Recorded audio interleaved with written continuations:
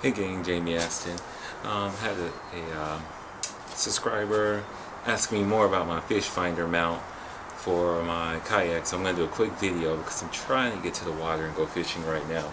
But since I'm changing batteries, and let's see what we can post up. First, I want to show you all my version 2 of my portable Fishfinder mount. I'm version 3 actually. I made it version 3 because I made the base a lot smaller, so now it fits into the pocket of my float tube. So I'm going to be taking that fishing with me today. The transducer mount is a lot smaller as well, so I just really need to shorten these cords, and I'll probably do that today as well, just so it'll fit right beside me as I float down. The power. This is a regular transducer mount. I have fitted it, and I'm showing you all this because this is the same setup that I've used for the kayak.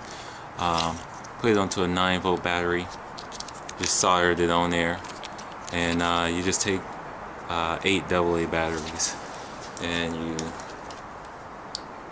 can have, for me, I can get a few days of fishing out of this solution.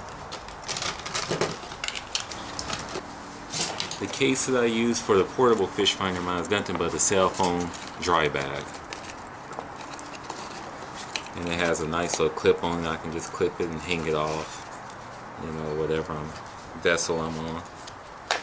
So we're just going to stuff this thing down there. Once we get the batteries down there, we just put some of the cord in there. Whoa, whoa, whoa, you see what happened? A little waterproof case for the fuse came apart. Alright, let's put some of this cord back in here. Now I've used this Fishfinder, I've used on docks, I've used on kayaks, boats, various pieces of kit. So there it is, waterproof. Let's go ahead and we'll power it on. Now this is a Garmin Echo 151, and it has backlight as well, so you can see it if it was in the dark and things like that. We're going to go ahead and power that guy off. Just a simple mount. This is the mount that comes in the box, and this was just a cutting board.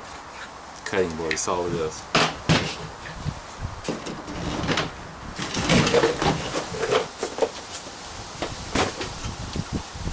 What we have right here is a mount I created using a cutting board.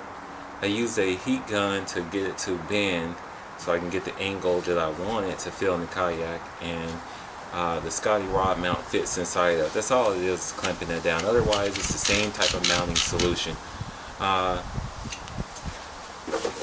The Fishfinder that I use with this one is a Garmin Echo 200. Now, the reason why I stuck with the Echo series is that these two units are interchangeable. So a lot of times when I take the portable Fishfinder mount on the boat, I'll go ahead and take the big guy, the 250. I've taken this one a lot of times on the kayak, the Pelican kayak I have in Arkansas, or the float tube here, or you've seen Jacqueline. I'll let her use the Fishfinder on her kayak. That's why it's a portable Fishfinder mount. I can let anyone use it on their vessel. No need to drill, no need to do anything. Why? It's a scupper, the transducer hangs off the side, and it floats. Very accurate readings. The transducer on this kayak is mounted inside the hull, and it is used, and duct seal is used to keep it on the bottom, and there is no air bubbles in between the duct seal and the transducer. And this is just as permanent as you can get without it being permanent. No holes are drilled in here. In fact, when I use this, there's the transducer and the duct seal. It's just stuck to the hull. It works very, very well. This rubber hatch is over the wire, so technically water could possibly get inside of it, but the lip is so high that it never does. When it comes to the battery, this is just a cheap little Tupperware battery box. I cut a slit into it to let the wire run through it, and we're back down to the same little battery box. Same solution. I keep few packs of silica gel just in case moisture gets into the box or anything like that. It never has, thankfully, but that's the battery solution. So we need to change the batteries on this guy as well. I guess since I have the video going, we'll go ahead and do it.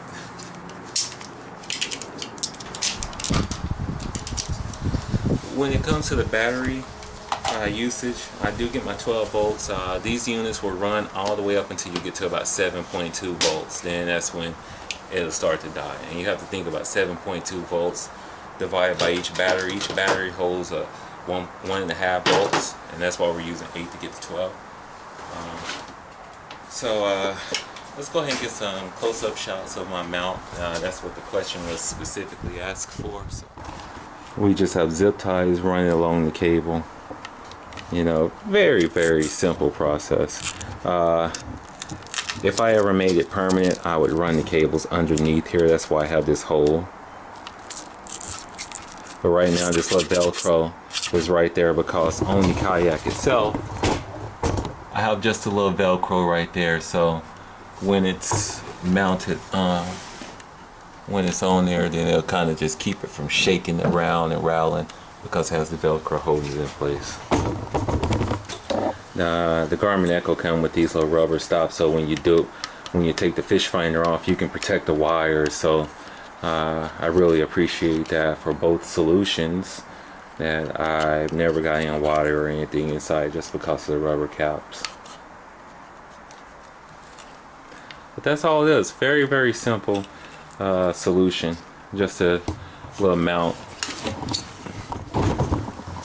So, anywho, you all, again, thank you all for watching. If you all have any questions, please feel free to ask me. I'll try to make a video or just answer you in the comments. You know, sharing is caring. I gotta go fishing. You all take care. Talk to you later.